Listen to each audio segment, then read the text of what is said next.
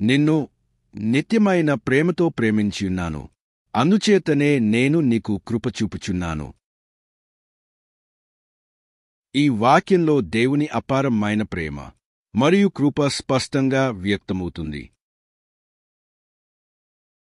దేవుడు తన ప్రజలను శాశ్వత ప్రేమతో ప్రేమిస్తాడు.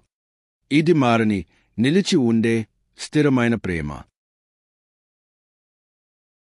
దేవుడు మానవులను ఎప్పుడూ ప్రేమతో గమనిస్తాడు. వారి మార్గదర్శకుడిగా, రక్షకుడిగా ఉంటాడు.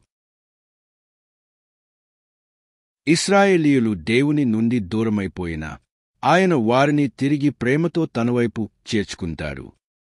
మనం పాపంలో ఉన్నా దేవుడు తన కృపతో మన్నించి మనల్ని ప్రేమతో సమీపిస్తాడు. దేవుని ప్రేమ శాశ్వతమైనది. ఆయన ప్రేమ ఎప్పుడూ మారదు.